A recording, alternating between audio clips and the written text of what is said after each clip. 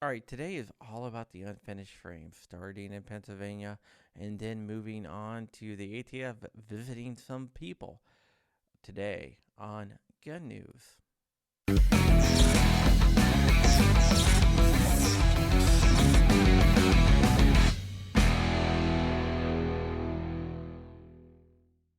What is up, people of the interwebs? My name is John Crump. I'm an investigative journalist working in the 2A space. I investigate the ATF and other anti gun organizations trying to strip your rights. I also keep an eye on the industry.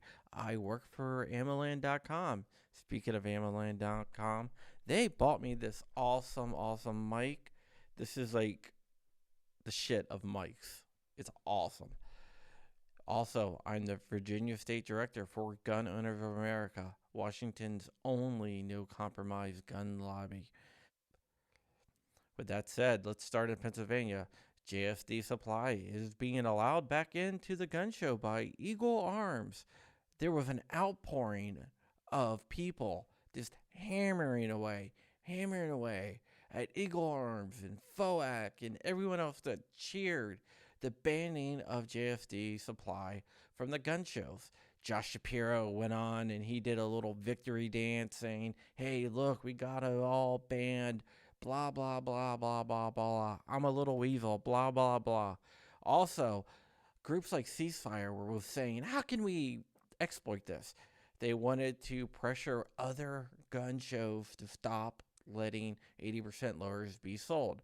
They were also talking about how they can use the fact that FOAC backed the ban by saying, "Hey, look, we can point to this gun rights organization that backs the ban and admits that there is a problem." Well, the backlash was immense. JSD released a press release thanking GOA for all their work on getting him back in the gun show. They thanked AMOLAND for spearheading the investigations into everything and getting him back into the gun show and just getting the word out. They thanked Rob Pincus. They thanked Hank Strange, especially for getting him on within 5 hours. And they thanked basically the whole community of people for pushing everything. It was an awesome group effort, and we won. I bet Josh Shapiro cried himself to sleep. That little Weasley AG. I'm pretty sure they won't allow me in Pennsylvania anymore. If I go there, they'll probably arrest me or something like that, or some trumped up charges. But hey, it's worth it to take down a little Weasley skunk face like Josh Shapiro. He is a dirtbag of all dirtbags. Don't take my word for it. Take everyone who lives in Pennsylvania's word for it. So, with that said, JSD has won. The 2A community has won. They are back in the gun show. You can go there. You can buy with cash. The only caveat is you have to sign a piece of paper saying that you're not a felon, that you're the age of 18, and you're not going to take them back to a place that prohibits them. That is kind of laughable since you don't have to show ID, but I didn't say that. So let's move on to some other 80% news. The other day, like yesterday, U.S. Patriot Arms or armaments, whatever, uh, came to an agreement with New Jersey. They agreed to not advertise or sell to anyone in New Jersey, and they paid some monetary fine to New Jersey. Well, a few different people, I found three, that bought frames from U.S. Patriot Arms, got visits by our favorite boys in the alphabet agencies, the ATF.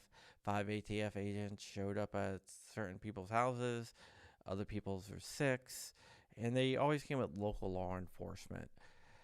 One went on record, and that is 2A builds, and they explained to me what happened. The other ones want to kind of stay behind the scenes, but there was 3. It seems like all the agents came from the Baltimore field office. They showed up. They asked the owner of 2A builds, "Can we search your house for illegal firearms. He says, I have nothing to hide. Go right ahead. I don't recommend doing that, but he did. So they searched his house, found nothing. But then they said they were going to take his MCX, I think they're called. They're like the little macaroni frames, but they're made by MCX. They're made by CAA Gear Up and not CAA Industries. They wanted to take two of those, a finished Polymer80 frame and a kit. At this point, the owner of 2A Build said, no, please leave my house. I'm no longer cooperating. They're like, you have to cooperate. He said, no, I don't. They're like, we found what we're looking for. He's like, those aren't illegal. They said, we'll get a search warrant and confiscate them. He said, no, you won't, and started calling lawyers up and everything. They said, we're going to wait here until we get a search warrant. He said, okay, that's fine. You can wait here until you get a search warrant, but you're not taking them without a search warrant. The ATF at that point said, we'll get a search warrant later. And then they left. At the other places, the people didn't let them in. They did the same threats. We will stay here until we get a search warrant. They never got a search warrant, and then they just bolted. They left with their tail between their legs because they have nothing to get a search warrant. They can't get a search warrant. No one did anything illegal. The only thing they did was buy large quantities of P80 frames from a dealer. These large quantities were for resale at gun shows and stuff like that. I talked to people in the know, and U.S. Patriot Arms did not give up any records. I have a theory where they got the records from, but it's just a theory. It's nothing concrete. Authorized.net did turn over customer records of people who bought P80s from Polymer80. So what I'm thinking is that they got the records from authorized.net, and they probably even got it way back when the same time that they got them from Polymer80. So I have not been able to confirm that. I'm still working on trying to confirm my theory, but that is speculation right now, and it could be just a coincidence. But the only thing that these people had in common, I checked to make sure they had different banks and stuff like that, and they did, and used different credit cards, and they did, but they all pay through credit card, and they all used authorized.net. So that's really the only common denominator besides U.S. Patriot Arms, but I believe that they didn't have anything to do with it. I've talked to people behind the scenes that would have no reason to hide it via company, so I'm pretty sure they did nothing wrong. I'm not sure the shipping company, if they use stamps.com or whatnot, but that could be another company that would rat on them. But the authorized.net thing is just right there. It's actually what I think happened. Can't say for sure, but I'm pretty sure. With that said, P80 is also allowed to intervene in the California case. The California is suing the ATF over the definition of firearms. California believes that unfinished firearms should be considered firearms, or unfinished frames should be considered firearms. The ATF says no, they're not considered firearms, or we're not going to reclassify them, so California sued. Polymer80 wanted to intervene because it affects their business, and the judge said, yeah, go ahead, submit your statement. So Polymer80 is now submitting their statement in that case, and hopefully that will be settled soon. But what we have learned is that they are coming hard for ghost guns, scary ghost guns.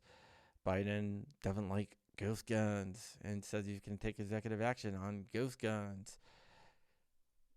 Let's see what happens. In Virginia, they tried to pass a ghost gun bill, and it was rejected. It died. We fought back, and we won, and you can too if they try to pass this bullshit in your state. So with that said, my name is John Crump, and once again, thanks for watching. Like, comment, and subscribe. Share this video out. That helps me more than anything else. And check out some of my other videos. I got some really cool stuff out, and I got some more cool stuff coming out. Join GOA. Go over to Ammo Land. Read my articles over there. They're linked down below. And with that said, stay ever vigilant. Stay ever free. Keep in the fight. I am out. Peace.